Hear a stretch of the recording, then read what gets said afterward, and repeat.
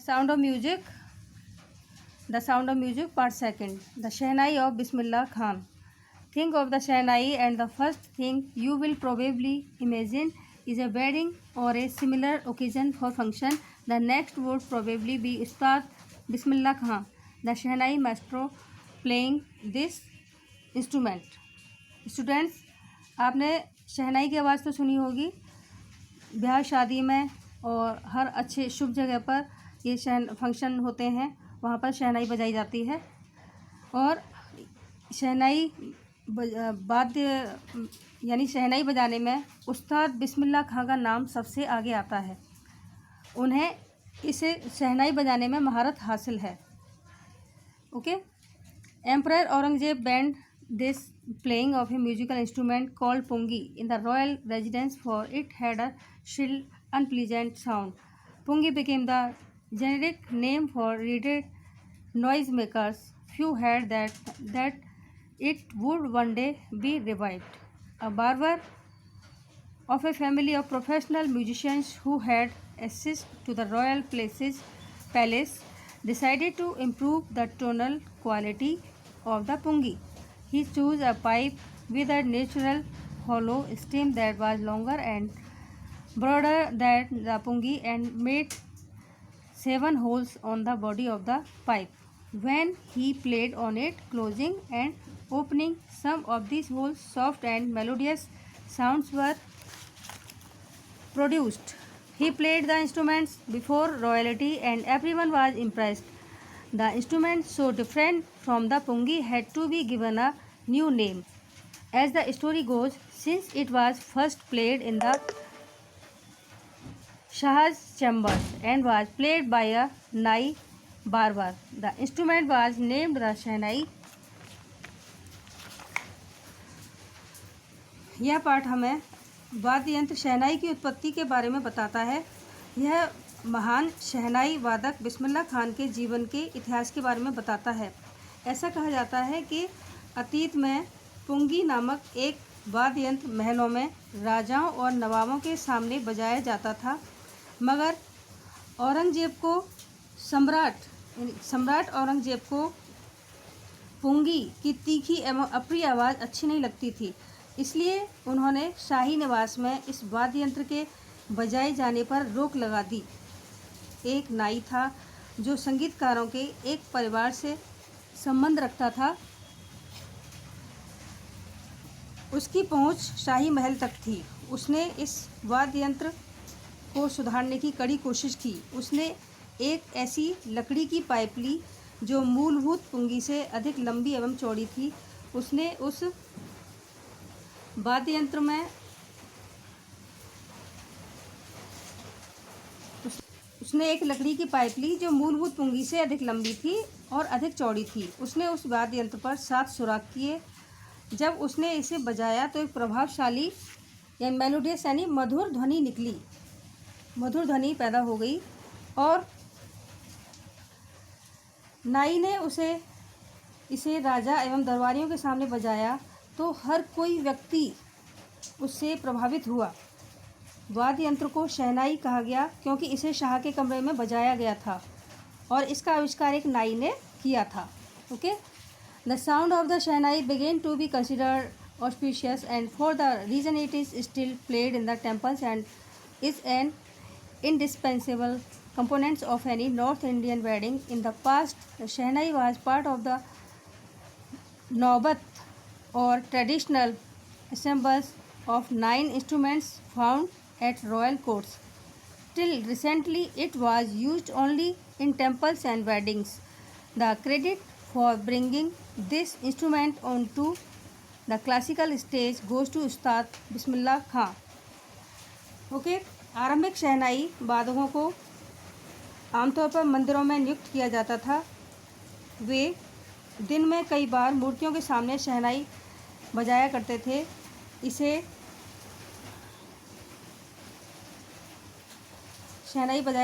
इसे उत्तर भारतीय शादी तथा हर शुभ अवसर पर भी बजाया जाता था। धीरे धीरे शहनाई बड़ी प्रसिद्ध हो गई। Okay.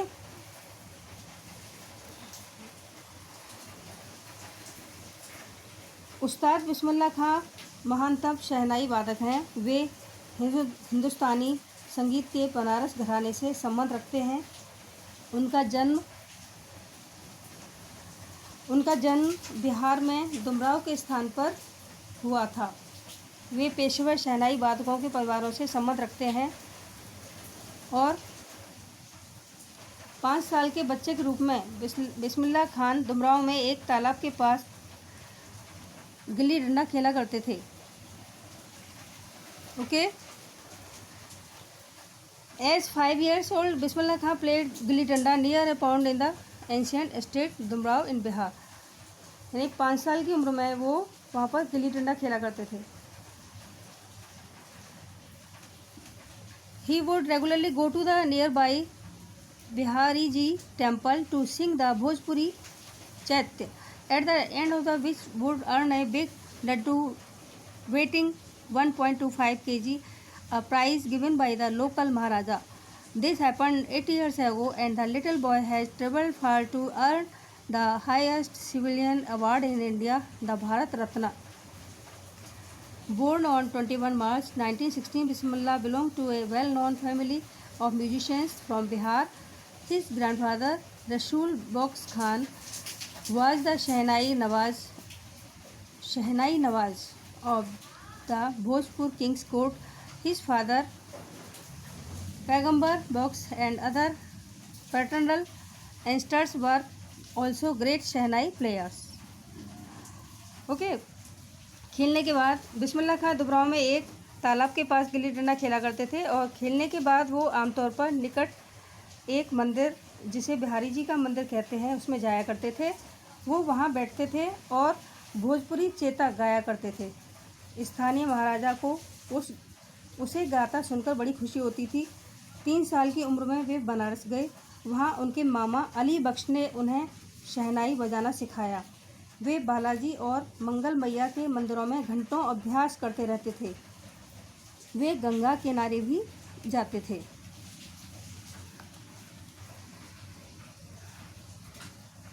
Okay. Took to music early in the life at the age of the 3 when his mother took him. The young boy took to music early in life at the age of the 3 when his mother took him to his maternal uncle's house in Banaras, now Varanasi. Bismillah was fascinated watching his uncles practice the Shehnai. Soon Bismillah started accompanying his uncle Ali Box to the Vishnu temple of Banaras, where Box was employed to play the Shehnai. Ali Box would play the Shehnai and Bismillah would sit captivated for hours on end. Slowly, he started getting lessons in playing the instrument and would sit practicing throughout the day. For years to come, the temples of Balaji and Mangala Maya and the banks of the Ganga became the young apprentice's favorite haunts where he could practice in solitude. The flowing water of the Ganga inspired him to improvise and invent ragas that were earlier considered to be beyond the range of the Shehnai. Okay. Ali Bakhsh ने उन्हें शहनाई बजाना सिखाया था। वे बालाजी और मंगल मैया के मंदिरों में घंटों अभ्यास करते रहते थे। वे गंगा के किनारे भी जाते थे और एकांत में बैठकर अभ्यास करते थे। बचपन में ही बिस्मिल्लाह खान ने कई पुरस्कार जीते थे। उन्हें अपना पहला इनाम तब मिला जब वो 14 वर्ष के थे। उन्हें यह इनाम इलाहाबाद में अखिल भारतीय संगीत सभा में मिला। At the age of 14, Bismillah Khan accompanied his uncle to Allahabad music conference. At the end of the recital, Ustad Faizaz Khan patted the young boy's back and said, "Work hard and you shall make it." With the opening of the All India Radio in Lucknow in 1938 came Bismillah's big break. He soon became an often heard Shehnai player on radio.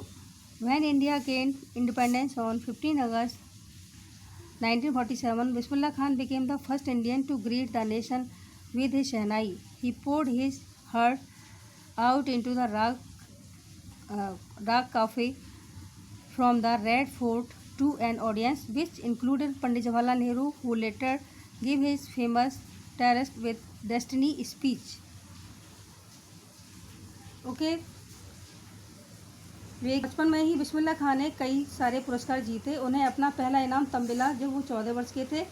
उन्हें यह इनाम इलाहाबाद में अखिल भारतीय संगीत सभा में मिला। 15 अगस्त 1947 को आज़ादी के दिन उन्होंने जवाहरलाल नेहरू के अनुरोध पर लाल किले पर शहनाई बजाई। ओके। 1999 में उन्हें देश का सबसे बड़ा नागरिक पुरस्कार दिया गया।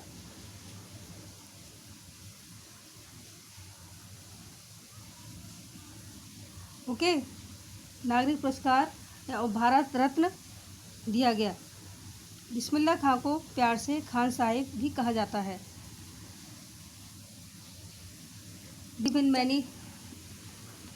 Bismillah Khan has given many memorable performances both in India and abroad. His first trip abroad was the Afghanistan, where King Zahir Shah was so taken in by the maestro that he gifted him priceless Persian carpets and other souvenirs.